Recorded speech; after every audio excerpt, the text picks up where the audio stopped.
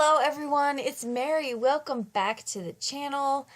I am finally making a shaker card. I feel like I haven't made a shaker card in 20,000 years, even though if I look back in my video inventory, it was probably like 2 weeks ago.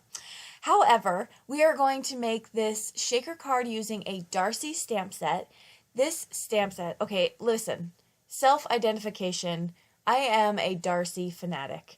I love everything Darcie makes. Seriously, I really do. I tried to contact them to find their email, just to send them a little note to say, I love your stuff, and I couldn't find their email. So if anyone knows who Darcie is, please let me know, because I would love to let them know. I'm a huge fan. Okay, so enough about that. Let's get into this card. I am going to be stamping out. Now, half of this video is going to be dark and kind of dim because I was in a hotel, and the other half is all bright when I come home. I'm taking out the succulent stamp, and I am just moving around my cardstock because I didn't want to take it off my... This is laziness at its finest. I didn't want to take off my stamp and have to keep moving it and shifting it around. So I just swiveled my paper all over my stamping platform. Yes, that's an option too. So I stamped it in Distress Oxide, which I'm using. One of the great features about Distress Oxide right here is that they are water reactive, and so I don't have to color it with anything else except itself.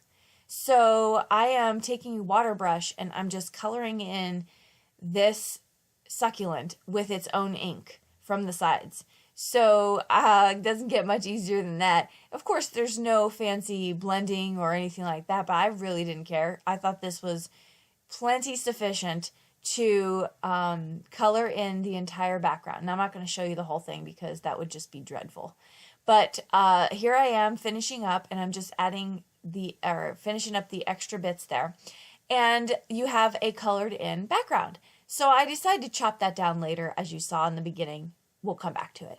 Now I'm going to stamp out all my images, and I think I pretty much used every image that was in the dice or the stamp set because they all coordinated so beautifully together. So I opted for this specific stamp set because a coworker of mine wanted me to make a card for her mother for her birthday. And whenever someone asks me to make a card for them, I always ask them to tell me a little bit about the person, which I think is really funny because it's like, I don't know, it's like wedding planning or something. Like, well, tell me a little bit about yourself so I can get my vision right on what it is that you expect from this card. And so her mom, she started telling me, because you have to figure when you are making a card for someone and you want to personalize it, right? Because I can just go through my stash and hand you a card, but that's no fun. I want to make one that's personalized. So you kind of have to, you're starting from nothing. Like I need the person on the other end to give me something of what they want so then I can just go from there. Because I don't know anything about the person. So I asked her, tell me about your mom. So she started telling me about TV shows she likes, and I thought, well, do I have any character stamps? Nothing that matched. And then, we just kind of started digging. She said her mom loves tea and loves plants. And I thought, okay, let me see what I could do about that. I saw this stamp set. It had both tea and plants. And I thought, well, you were just made for this individual's card. So that was the motivation and inspiration behind choosing this particular Darcie stamp set. Now for this card, I am on some Bristol Smooth cardstock. I am using Arteza water brush pens and my water brush, and I'm just going to color in my images. I used very soft colors on most of the images. I think I show you all the coloring in here, but I don't think I use every one of those flowers. I only used 2 of them, and I used 2 of the birds. So I double stamped because I could. It was there, and like I could just switch my paper around and stamp again. And I also did because I wanted 2 birds, 2 tea bags, and 2 cups, and so and 2 flowers, and so it just worked out this way. So I'm trying to choose some coordinating but soft colors, because I don't want bold, bright colors for this card. When I think of tea and plants, I think of more pastel kind of colors, earthy tones with a little bit of pop. And so that's why I opted for this color palette for this card.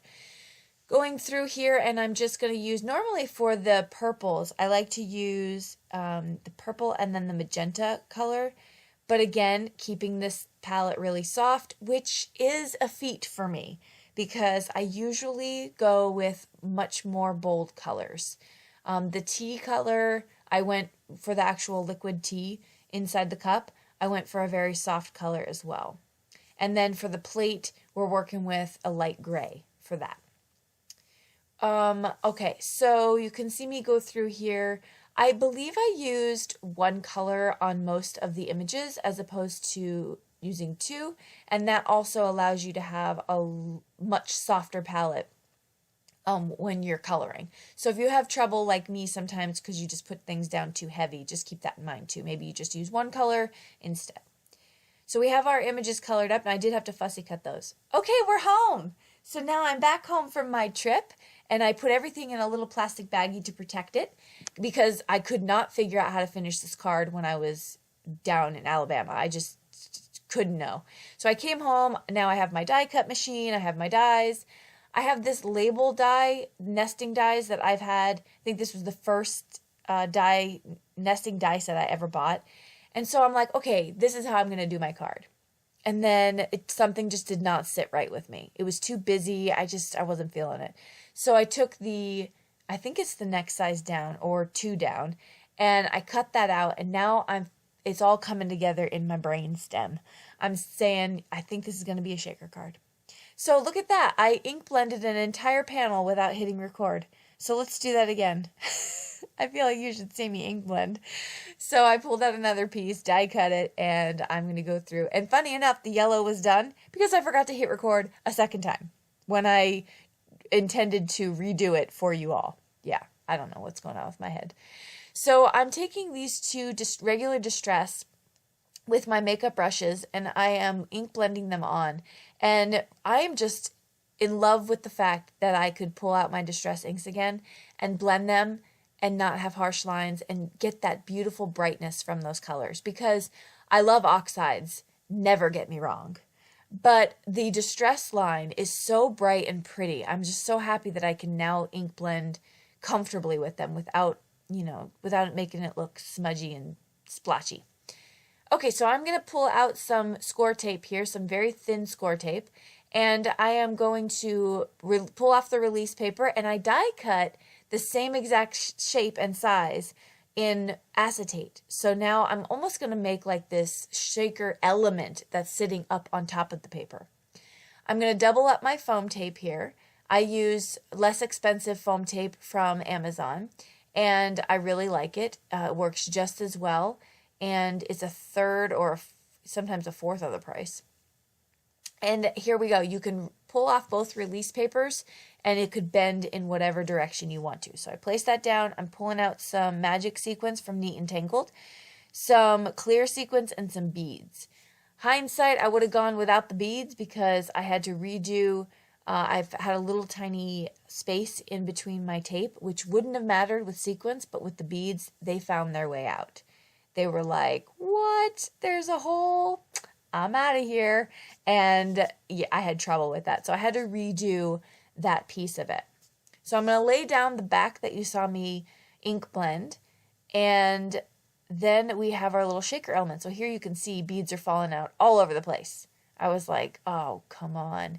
So I had to go in there and do some surgery and fix it up. So I spared you that detail. Okay, so right here, I am starting to put my card together. I like the layout. Everything is being glued down flat except the flowers at the very end. I'm going to pop up one of those. But everything else is nice and flat to include the birds. And that's because they're all kind of hanging out on that popped up element. My score buddy to help me score my 110-pound Nina Solar White, my score tool, and my Teflon bone folder. And then I am going to take that card base and I'm going to take some really pretty pink. This is picked raspberry, and I'm going to go around just the outside of this card. I wanted to add just a little bit more of that pink from one of the teacups right into the outside, and I feel like that just finished it off for me. White on white would have been just as pretty as well because, you know, it would have been a clean look. I am taking out some Nuvo glue, and I am going to place this right down onto my card base, and that is pretty much going to finish up this card. The last thing I did was a little bit of glitter pen, and I used some Nuvo glaze on the teacups because I felt like they should have been shiny. So that will do it for this card. I hope you enjoyed my shaker card project. This was so much fun to do. And by the way, when I gave it to my coworker, she absolutely loved it. So she said it was perfect for her mother and she could not wait to give it to her. So that just made my day. Anyway, thank you again for stopping by and for crafting with me. Let me know if you have any questions in the comment section. You all know I love chatting with you. And until next time, we will see you in the next video. Don't forget to hit subscribe, and here are some more videos to hold you over. See you soon. Bye-bye.